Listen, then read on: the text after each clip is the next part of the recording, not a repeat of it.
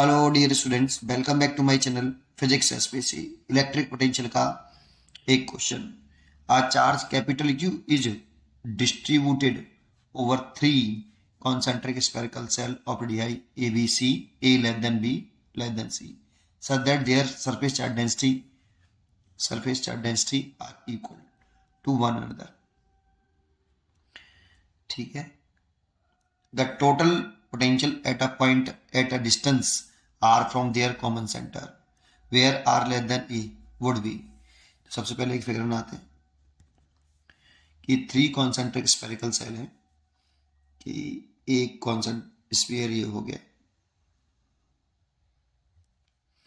और ये दूसरा स्फीयर हो गया।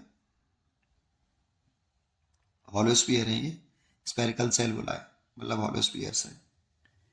थ्री हैं, ये तीसरा हो गया। इसकी रेडियस ए है, इसकी रेडियस बी और इसकी रेडियस सी। ठीक है।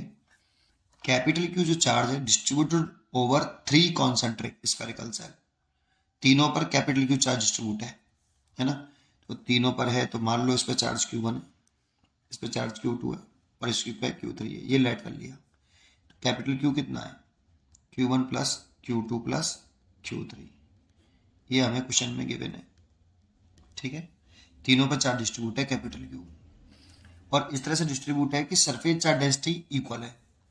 तो इस पर सरफेस चार्ज डेंसिटी सिग्मा, इस पर भी सिग्मा और इसमें भी सिग्मा। अब सिग्मा क्या होता है?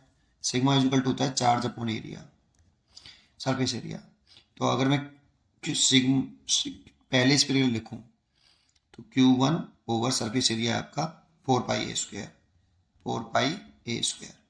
यहाँ से अगर मैं Q1 निकाल लूँ तो सिग्मा 4 पाई A स्क्वायर, ये Q1 आ गया। ठीक।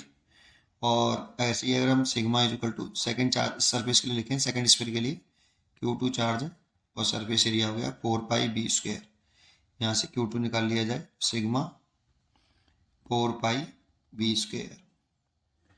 ऐसे sigma is equal to Q3 over 4 pi C square. तो Q3 निकाल लिया, सिग्मा 4 पाई C स्क्वायर। और ये तीनों वैल्यू इसमें रख दो ना। Capital Q is equal to sigma 4 pi common आ गया। देखो, अगर ये तीनों वैल्यू हम इसमें रख देंगे तो सिग्मा 4 पाई, सिग्मा 4 पाई, सिग्मा 4 पाई कॉमन ले लेंगे तो A square plus B square plus C square. और यहाँ से सिग्मा निकाल लें तो Q upon 4 pi A square plus B square plus C square.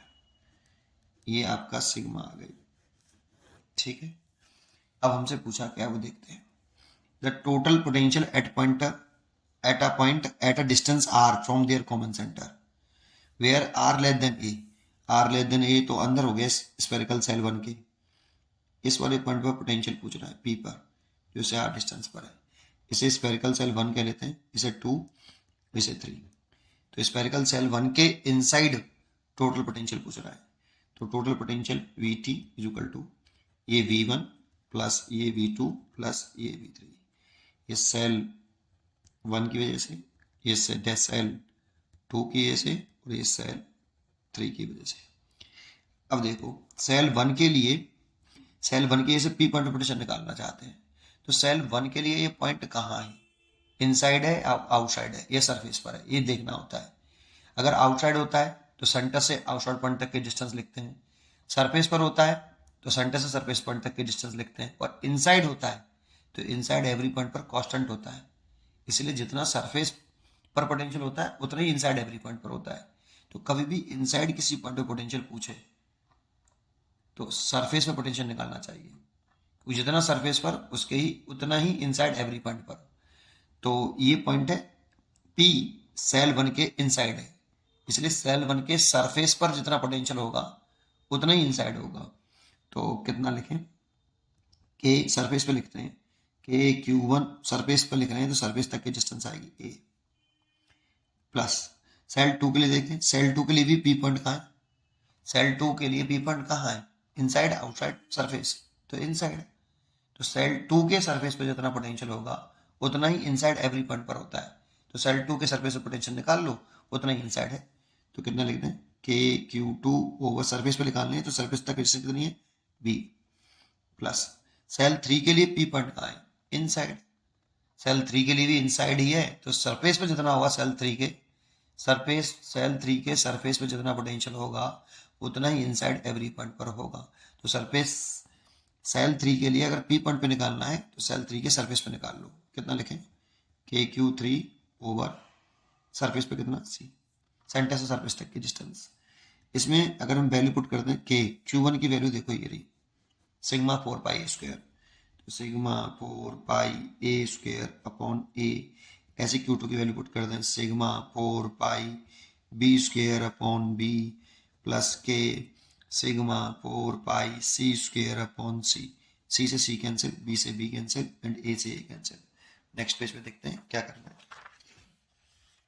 तो टोटल पोटेंशियल लिखते हैं V3 इक्वल टू, क्या कॉमन है, K कॉमन है, सिग्मा कॉमन है, 4 पाई कॉमन है, बचा क्या, इधर से A बचा, इधर से B और इधर से C। ठीक है, सिग्मा की वैल्यू जो मैंने निकाली थी, क्योंकि हमें ना तो Q1 Q2 तो हमने लेट किए थे, सिग्मा के टर्म में भी नहीं, कैपिटल Q के टर्म में है, इसीलिए मैंने कैपिटल Q के टर्म में सिग्मा पहले से निकाल रखा है।